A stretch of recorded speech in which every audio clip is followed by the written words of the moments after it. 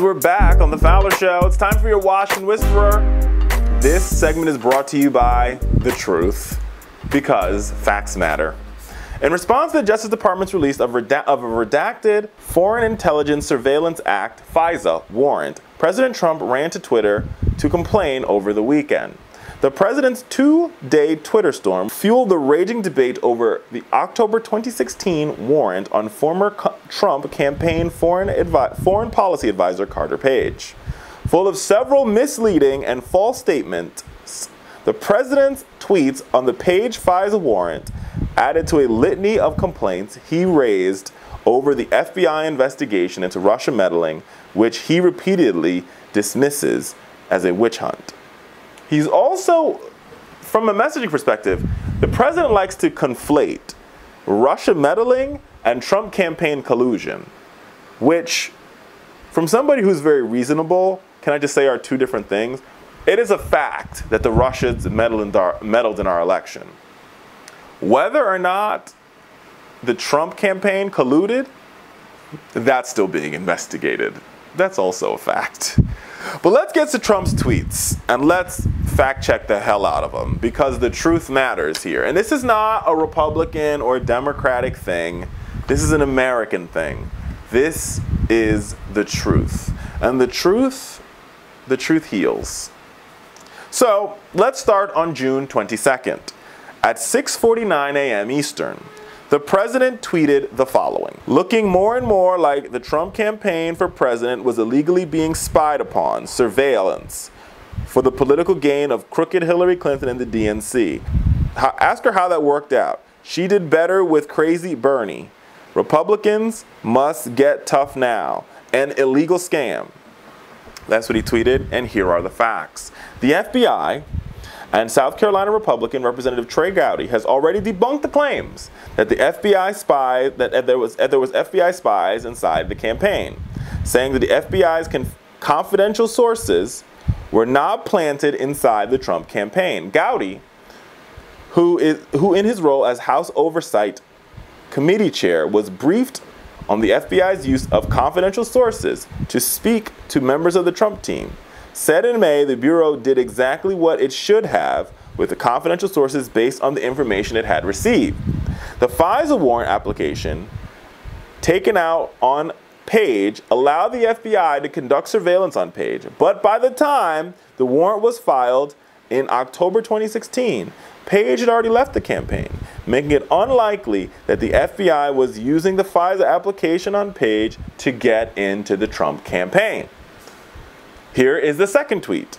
This tweet comes a couple minutes before the first tweet. At 12 hours after the first tweet. At 6:23 p.m. on July 22nd, where the president tweets the following.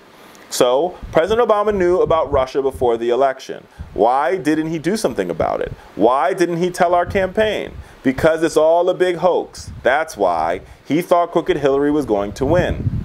That is also false. President Trump was personally warned in August of 2016 by senior U.S. intelligence officials that foreign adversaries, including Russia, would likely attempt to infiltrate his team or gather intelligence about his campaign. CNN has reported this previously. And remember, once a presidential nominee from each party is picked, both of those nominees immediately start receiving daily presidential CIA briefings. The same briefings that's received by the President of the United States. Trump was also told that the Russian government was trying to meddle in the election and that Russia played a direct role in hacking against the DNC. The NBC News reported that in October of 2016.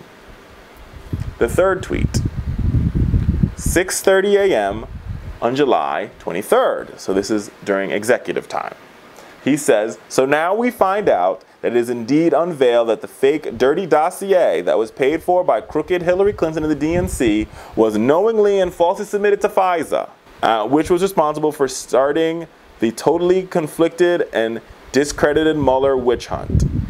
The dossier did not start the Russia investigation. According to the Devin Nunes memo itself, It indicates that the Russia investigation was started by George Papadopoulos being drunk in London, having a conversation with a member of the Australian Foreign Service. Additionally, the FBI agent Peter Strzok testified earlier this month on that point, getting into a contentious debate with Republicans over the opening day of the investigation, several months before the Page FISA application was filed. The Nunes memo does not dispute this point either, saying that Papadopoulos triggered the counterintelligence investigation. Let's also remember that this FISA warrant was reapproved by 4 different judges. 2 appointed by George W. Bush, 1 appointed by one appointed by George W. Bush, 2 appointed by H.W. Bush, and 1 appointed by Ronald Reagan. So that would mean this is what the Trump administration and Republican, the far right, want you to believe, America. They want you to believe that the FBI and the Department of Justice, so that is everybody from Rod Rosenstein, Sally Yates, Andrew McCabe, James Comey, Peter Strzok, Lisa Page, everybody who touched this FISA warrant. So that's agents, that's field managers, that's unit managers, that's unit chiefs, that's everybody who had a piece on touching this 400-page warrant. Somehow is part of the FBI deep state. They constructed these 400 pages in collusion. This is what they want you to believe. In collaboration with the DNC, they constructed these 4 pages to bring down Donald Trump. Then they took these warrants and they went to a judge, all 4 judges who were appointed by Republicans. And then they convinced this judge to join them in the deep state. This is what they want you to believe. They convinced this judge to join them in the deep state to issue a FISA warrant to Carter Page so they could surveil Carter Page, thus surveilling the Trump campaign, thus spying on him, thus bringing him down so he wouldn't be president of the United States. A couple of problems with that. Number one, the Trump campaign, they deny that Carter Page was even high up in their campaign. So to now defend somebody and say this is all try to get at me, but if they were trying to get at you, like, why didn't they just issue a FISA warrant against one of your kids, Mr. President? It would have been a lot easier, right? Like, at what point in time, at what point in time will people wake up and be like, this sounds so unbelievable that all these individuals came together with the judges and they had a big group meeting and they're like, okay, this is how we're going to take down President Trump. In the world where most of them, as the president rightfully said, thought Hillary was going to win. So why would they even why would the deep state even wake up and try to take down Trump if they thought Hillary was going to win to begin with?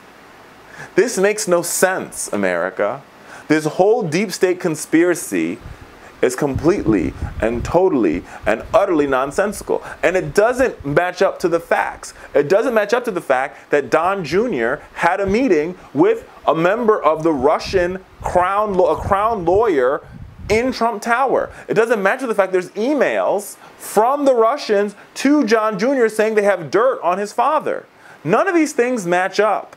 But they want you to believe that there is some deranged and crazy deep state conspiracy to take down the President of the United States that goes all the way up to people appointed by Donald Trump to lead the FBI and the Department of Justice. Remember, Rod Rosenstein was appointed by Donald J. Trump. Christopher Wray, the current director of the FBI, was handpicked by Donald Trump. When and where is this deep state happening? When did it start?